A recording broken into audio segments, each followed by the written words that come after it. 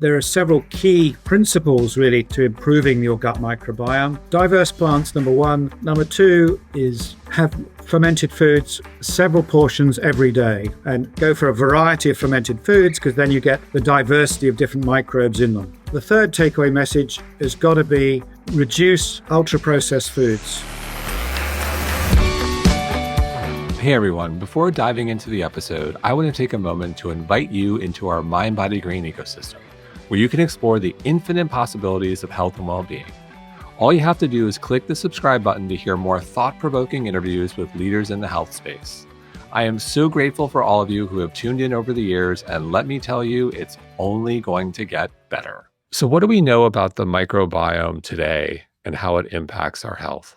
We know that it's one of the most important organs in the body, and it controls many of the things that we had no idea about. So the microbiome is like a virtual organ, a bit like the liver, in that it produces thousands of chemicals, like mini pharmacies, that are key for our immune system, our brain health, metabolism, and many other parts of our functioning that we had no idea about.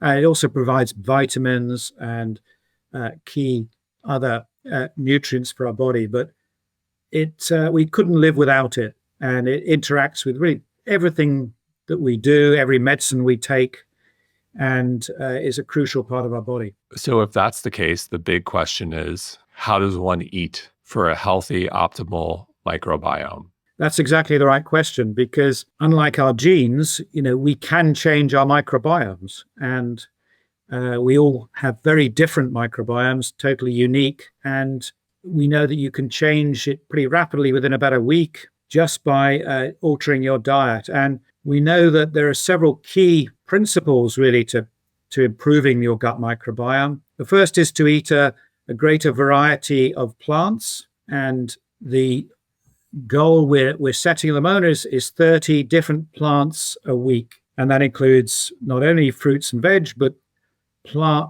nuts, seeds, herbs, and spices. So it's actually not as hard as you think to get the 30 in.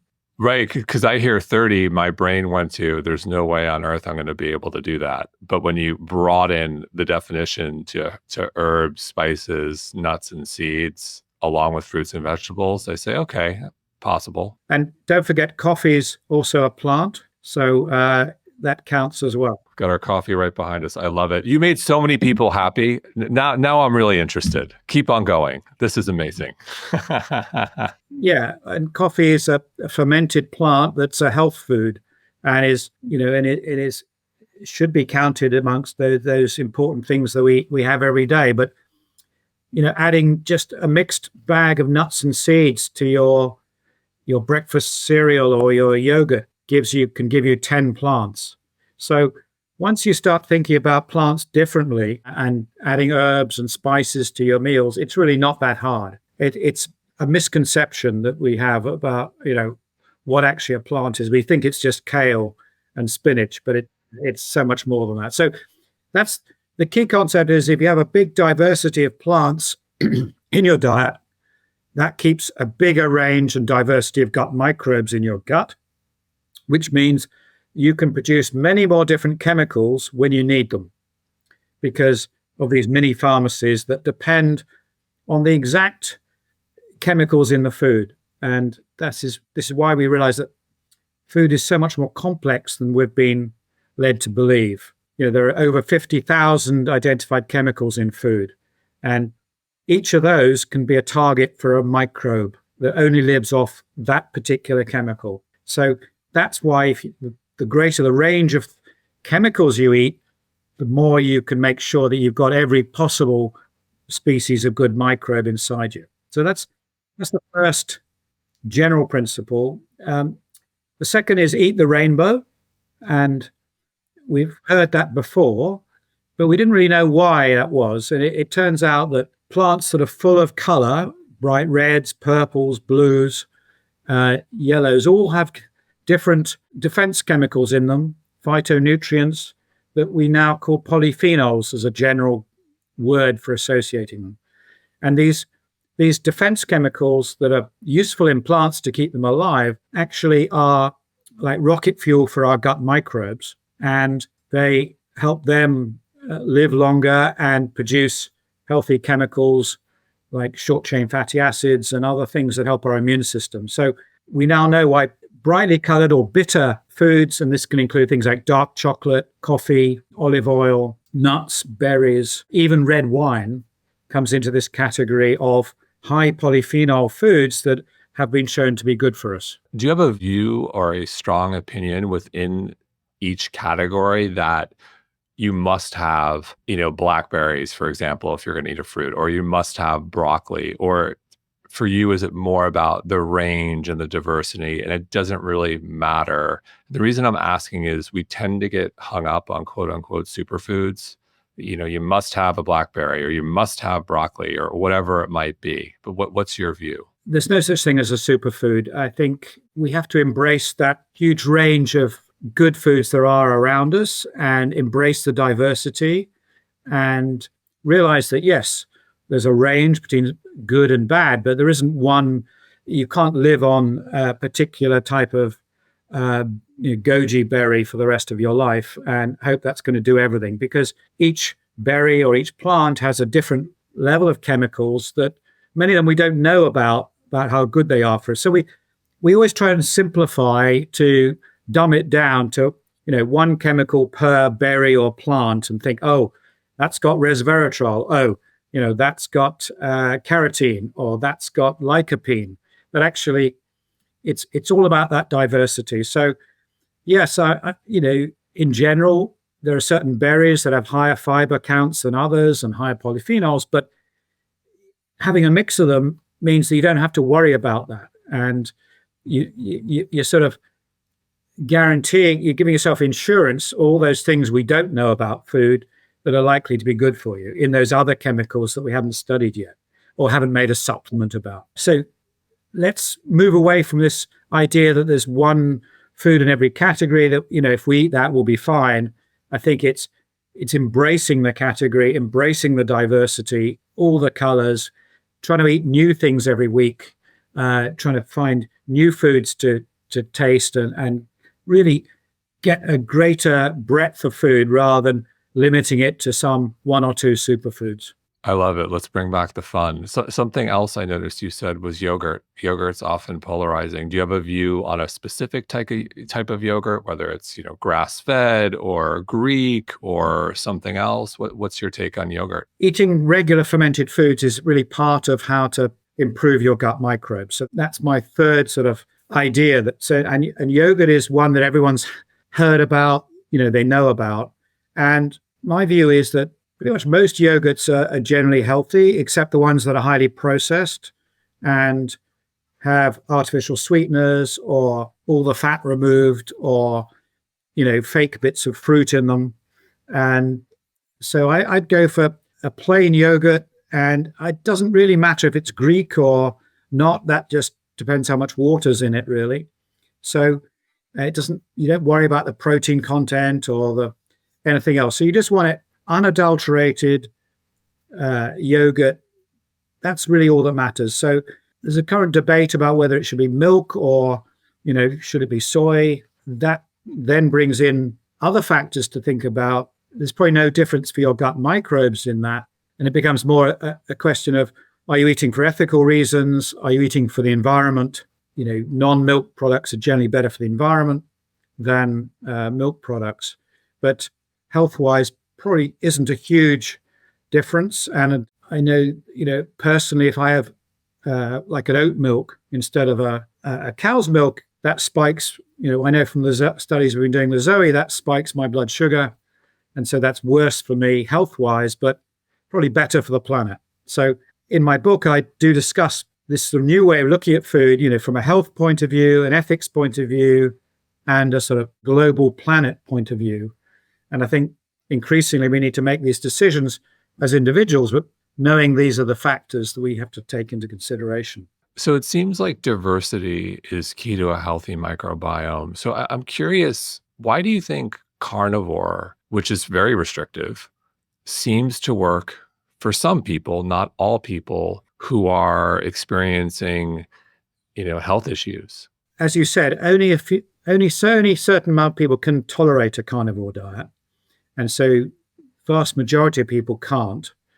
But there definitely are some people who can tolerate it, and short term certainly feel better. And I think that's probably because they're cutting out a lot of ultra processed food by doing that. And ultra processed food, these are the hyper palatable foods that make us overeat, that have lots of extra chemicals in them, that are highly refined and don't fill us up, are the main health problem in the US. And I think that means they are shifting their diet to something that is more whole food based, which is good. But what we generally find is the few people that can tolerate it will end up having a less diverse gut microbiome as the years go on. And so I expect that short-term benefit they're getting long-term won't be still there, and that most people will end up with other problems because they're not getting that diversity of microbes that they should be. So I think the short-term gain, but long-term, many of these people will have problems down the line.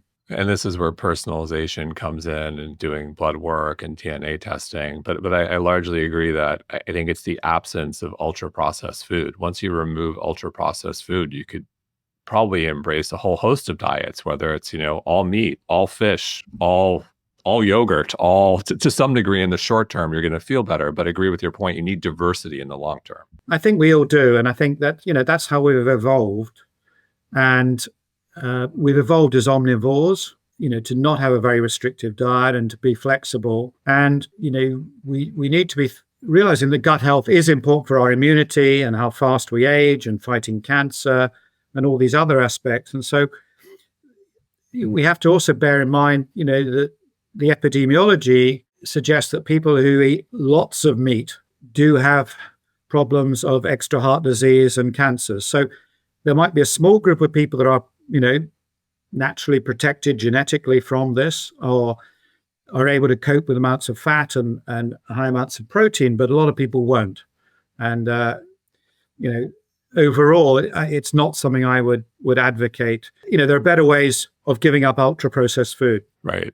And I've seen success with both sides. I've seen success with people carnivore. I've seen success with people 100% plant-based. And this is where I think it's critical. And I think you'll agree. You're kind of removing the labels here. I'll use this example for me, my N of 1 study, which our audience is probably sick of me mentioning. So I have my genetics. I'm a hyperabsorber of saturated fat. And so if I consume a lot of coconut milk, plant-based, or coconut oil, my lipid panel goes bananas. Very bad. I'm better off eating a lean cut of grass-fed beef, like very lean, like 93%, 7% fat. I'm better off eating the meat than having the high fat plant food because of the C16 fatty acid. And this is where the nuance comes in. And I love your view, like not all, we need to remove all food is good or bad, So I think that's just an example for me personally. And why we don't label, saturated fat as the same in every food. 100%. It's very different in olive oil to coconut oil to in beef, and the context is all important. Yes, the short chain fatty acids. So you mentioned on the subject of fat, you mentioned low fat foods, not taking out the fat from foods. Can you explain to people why that's so bad? There's several reasons. I mean, we're in this world where if you go to most supermarkets, the dairy section, it's very hard to find stuff that hasn't had the fat taken out of it. And that means it's been more heavily processed as well. So it's been industrialized, and they've either used mechanical methods or sometimes chemicals to get out that fat. And it's highly like that product is ultra processed just by its nature. They've had to fiddle with it. And if they take the fat out, they've often had to put in starches and other stuff to make it taste good. So there's usually been a lot of manipulation behind the scenes to take what was a perfectly good product that has a really nice mouthfeel and your tongue likes it, and with been naturally raised on mother's milk to like that, and then recreate it without that fat, which gives the tastiness. So that's one reason. And the other is a lot of the vitamins are contained in the fat as well. A lot of the nutrients are bound up with it. They get thrown out when you remove the fat as well. And increasingly, there's no evidence now that low-fat products are actually healthy for you, and increasing evidence they might actually be less healthy. So they might make you overeat more, not make you fill you up, and they're being manipulated by the food industry just so you eat more and more of them. And, they're doing it because they can produce it even cheaper because it's more industrial. So I think generally just avoid, there's no medical indication to eat them anymore. And we should be just going back to the whole food, the more genuine original article. Yes.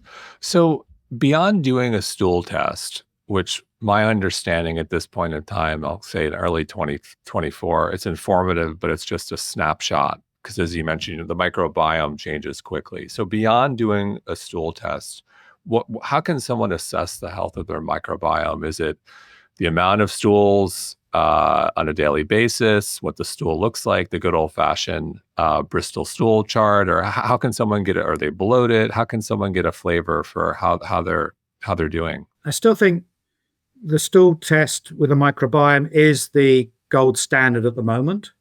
And at the company I founded, Zoe, we've now, got nearly 200,000 samples. So we do have a pretty good idea of what healthy is and what healthy isn't. It's the combination of healthy microbes compared to unhealthy microbes, that ratio, which I think is really important, and we're able to track people's improvements and things with that. But not everyone can afford those tests, and there are other things you can do. We'll link to it in the show notes. We'll make a note to circle back after. We'll link to it in the show notes so people can check it out. Yeah, some people might want to do the proper test, but if you don't want to, there are other things as you've talked about. First thing is just listening to your body and the symptoms. So whether you get bloating and constipation intermittently, that's a sign of poor gut health, and it's likely to be associated with poor microbial health. And the other one is what's called transit time, which is how long it takes for food in your mouth before it comes out in the toilet.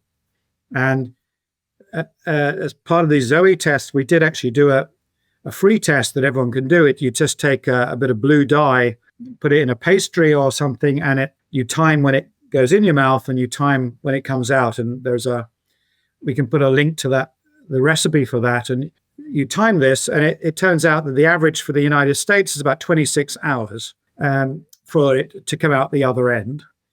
And there's a very wide range, though. So between about 10 hours and about 10 days. Wow. Where do you want it to be? What's optimal? We think somewhere between 18 and 20 hours, we think, is about where the sweet spot is. We're still investigating that. It might be country dependent. We're doing this around the world. We looked at this, and this transit time was actually better than the Bristol stool chart, which I think you mentioned, in terms of distinguishing good and bad microbes and linking it to the microbiome results. So this transit time seems to be a good indicator of your gut health. And, it roughly links to people going to the toilet at least once a day, producing their stool sample once a day, and people who only do it twice a week have very poor gut health. And yet huge numbers of the population are unfortunately in that situation. They think it's still normal just to go once or twice a week. And we need to change this mentality and realize that, the speed of transit means everything's working really healthily, and you've got really good diversity of gut microbes. Everything's working really well.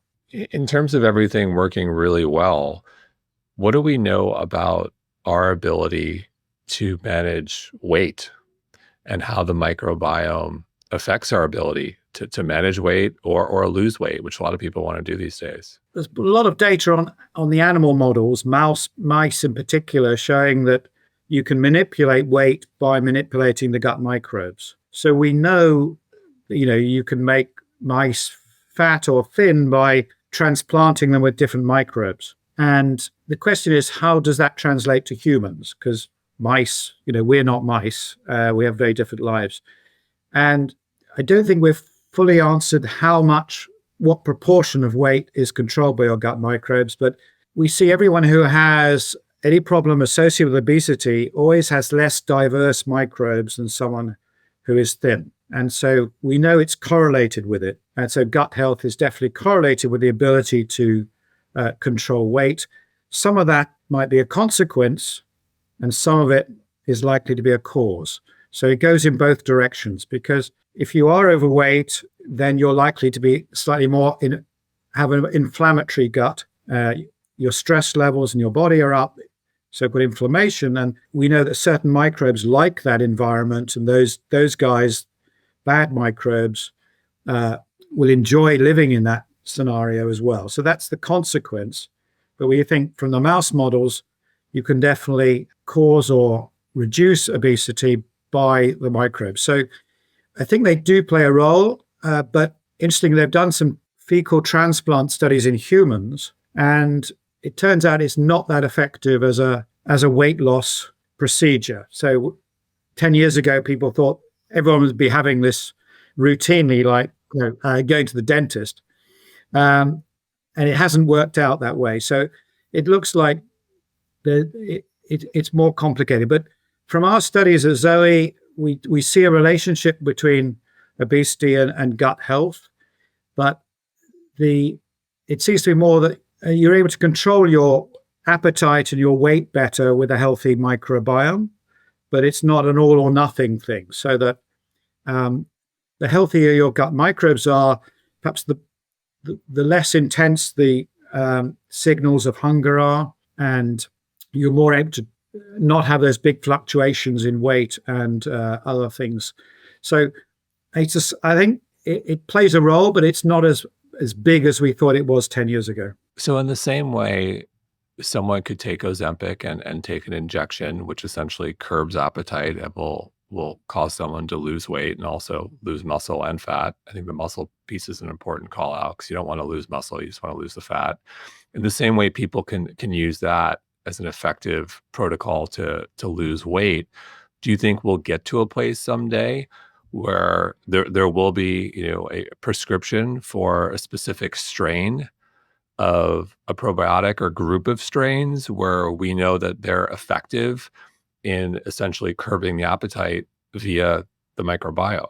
Do you think that's possible? Yes, we do know that some microbes do actually produce the same chemicals that are being enhanced in Ozempic. So these GLP-1 chemicals and these gut hormone ones can be produced by microbes. So I think in the future we'll be perhaps looking at either probiotics or possibly prebiotics, which are like fertilizers for the microbes, that will actively increase GLP-1 and so act in a way similar to these drugs. So that's very much current science. So we know it's possible. We just haven't worked out the best way to do it in humans yet. So I think this is definitely going to be a place. And I think there's going to be a real area where we'll be able to combine these Ozempic-type drugs, the GLP-1 drugs, with microbial or therapies, which will either be foods or probiotics, to enhance those effects and maybe reduce the dose of those drugs or have them less frequency or be able to come off them eventually, which is important. Interesting. So you mentioned all the data you're sitting on at Zoe, a vast amount of data. What's been the most interesting to you or jaw-dropping? I think it was when we first got the results, was because the first study was done on just 1,000 individuals, which was the biggest study of its kind at the time. We gave 1,000 people exactly the same meal, and we saw a 10 to 20-fold difference in their sugar and fat responses to that same meal. And that was a big eye-opener, because up to then we just assumed everyone, all the medical researchers report an average level. They say, this is your triglyceride level on average. This is your blood sugar level on average after a meal. But nobody was average, because it was all over the place. And it just showed us. And then we looked, and 600 of these 1,000 people were twins. So we could tell, even identical twins who are genetic clones, they had very different responses to the same breakfast muffin. So, one would have a high fat response, the other a low fat response. And this really was because for 30 years, I've been studying twins. So I was a big believer in genetics. And so for me, suddenly saying, well, our responses to food really are hardly anything to do with genetics. That was, to me, a bit of a wow moment, which was actually good, not for my speciality, but it was good because, it's empowering for people to think they can actually change that. And we can manipulate our microbes. We can change, through our food choices, what's going on in our bodies. It's not all predetermined by our genes. The genes are not your destiny. Absolutely not. And I think this is very much, the way the research is going in nutrition, moving away from this idea there's nothing you can do about it to really realizing that the food choices you make are the most important ones you can make for your life. And we all have the power to do that. We just need the information to make the right choices. Yes. And it's, I haven't been in the space as long as you have. I'm coming up on 15 years. And to be quite honest, I'm getting tired of the nutrition conversation in that so many of the experts, personalities, or influencers, if you will, I think it's somewhat changing, but still many take an approach of, you must have this food or you can't have that food. And the reality is bio-individuality is the future. We're all unique. Coconut milk may be, the worst thing in the world for me, but for someone else, it could be pure heaven in terms of, we don't know. Well, that's right. Yeah, absolutely. I think personalized probiotics are going to be the future as well. There isn't one probiotic that suits everybody because all our microbes are totally different. Personalized prebiotics, I think, I know from my Zoe results that, carbs I do really badly with, but I'm really good at dealing with fats. So that means for me, I totally changed my breakfast. But I'm very different to my wife. She still enjoys a croissant in the morning, which is really annoying. So what do you eat in a day? Walk us through what you eat in a day. Well, I tend to have my breakfast late these days because I try and leave a 14-hour intermittent fast to give my gut microbes a rest. So I'd normally have breakfast around 10:30 or something like that in the morning. And I'd have full-fat yogurt, Greek or doesn't matter, mixed with kefir because kefir has got 10 times more microbes than yogurt. And then I add whatever I have in the fridge in terms of fruit or berries. I can use frozen berries if they're out of season. And I I have my diversity jar, which contains about 10 nuts and seeds mixed together.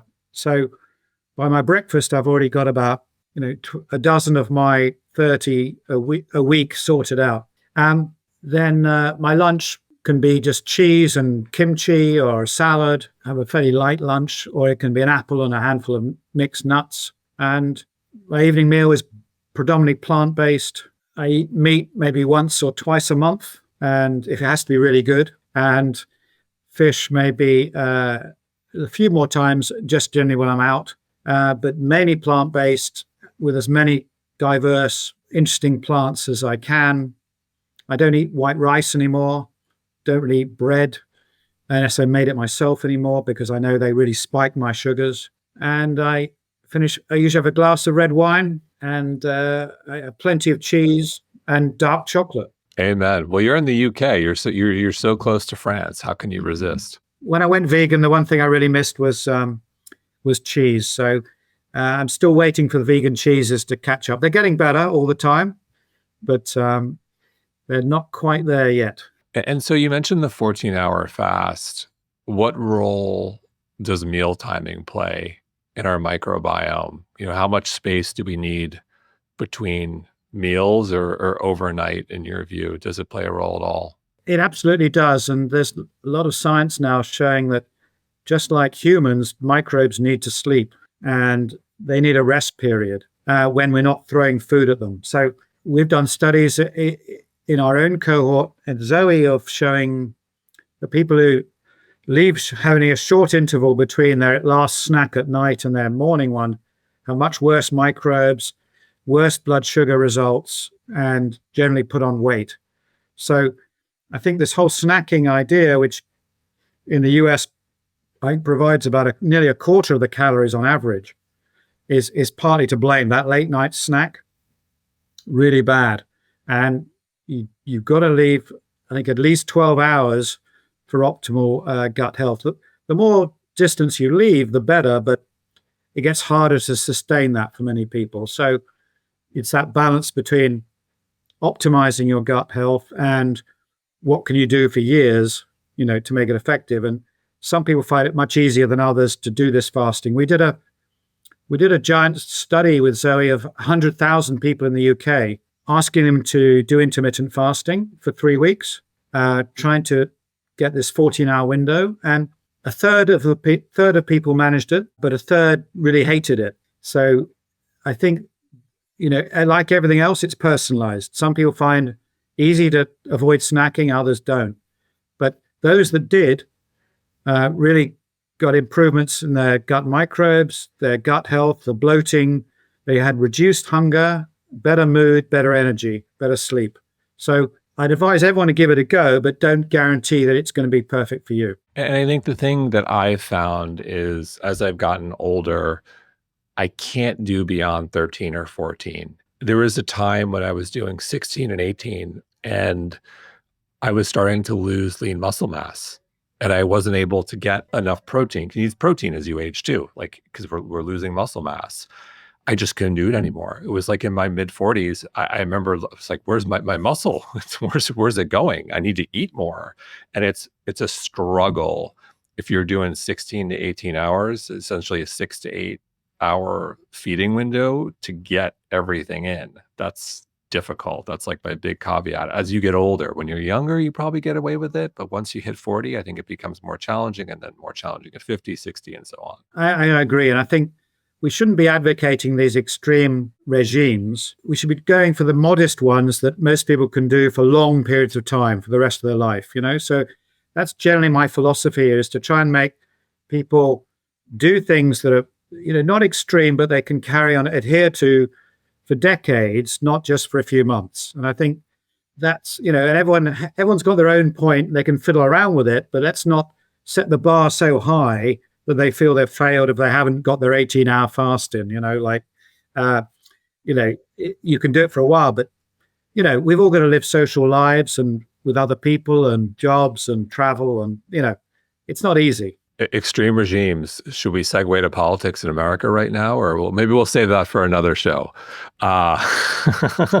So, look, the microbiome is vast. Outside the gut, we've got the skin microbiome, the oral microbiome, the ocular microbiome, microbiomes everywhere. What do we know today beyond the gut in terms of what we can do to optimize and how it influences our health? Well, the gut is where most of the action is. And because the gut controls most of the immune system, we know that there are links between, say, a skin disease and your gut as well. And there's clear links between eczema and what's going on in your lower intestine. So there's a lot of communication between what's going on in your gut and the rest of your body. So it's hard to separate them completely. We know that the brain and the gut are talking to each other all the time. But we think there's signaling, say, between the microbes in your mouth and the lower part of your gut to warn it about food and fullness. And so they are communicating a lot. We know also that microbes in your mouth, if they're inflammatory, will send signals to your brain. And there are now links between the microbes that cause gingivitis, causing a sort of inflammation, low grade, that increase your risk of dementia and heart disease. So increasingly, with these microbes in different parts of our body are acting like as sensors of stress or inflammation and feeding back signals to other bits of the body, which unfortunately, can lead to poor health. So increasingly, we're seeing the microbiome as part of the defense system of the body that is acutely aware of the environment and feeding back to both to the microbial center in the gut, but also to the brain and linking to the immune system. So I think they're all linked up. And so it's a mistake to think of them as completely separate. But we know most about the gut because it's easier to study. The mouth is reasonably easy to study, but it's very hard to study the skin properly. And where there's very few microbes, the contamination makes it technically quite tough. But we think they're all interconnecting, which is fascinating. And they are so important for our immune health, and our immune health is increasingly the key to aging and fighting cancer and heart disease and everything. So it's a huge resurgence of interest in our immune system, and all these new drugs that are fighting cancer are basically just boosting our immune system. And so this is what our microbes are meant to do. So I think it's just showing the importance, whether you're fighting cancer or aging, of feeding your gut microbes right so they can keep our immune system in top shape. So you mentioned microbes and fighting cancer, and I'll segue to the future of this field. Where is the science headed? Where do you think we're going to be in a couple of years from now? What do you think are we going to be talking about in terms of medical breakthroughs in the microbiome? Well, I think it'll be routine that everyone will have a microbiome test before they go on cancer therapy, for example, because we know we did a study on metastatic melanoma and showed that the main reason people survived or died was the state of their gut microbes when they started immunotherapy. Okay, and these are drugs that cost $200,000 a year. So just by having your microbiome boosted for 2 months before you went on therapy could possibly double your chance of living. And there are many other diseases now treated with immunotherapies that need to also be treating the gut microbes at the same time. So I think we're going to, whether it's autoimmune diseases, whether it's all these cancers, I think we're going to start seeing nutrition and microbial health coming into it. And these doctors who have been resistant to knowing about diet and microbes are going to have to learn about it more and go back to medical school and really understand it, because it's going to be crucial to your chances of survival. And I think we're going to see more interesting stuff about side effects of drugs. Many people take drugs that don't work for them. Like a third of people taking antidepressants doesn't work. And that's because they have certain microbes that are inactivating the drug, because drugs are just like other chemicals they see in food. So microbes see them the same way. And so we'll be giving additional treatments to those people as well to make those drugs work or more effective.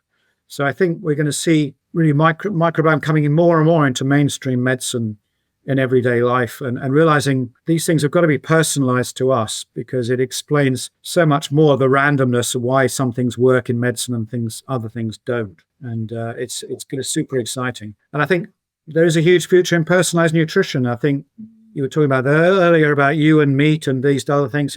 We can now do these tests, and as the numbers in databases like Zoe get towards 1 million people, we can start to really drill down and give really fine personalized advice about exactly what to eat and what drugs to take and what probiotics you should be taking in the future. So I think the future really is personalized. It is personalized, I agree. But if you had to generalize, we covered a lot today.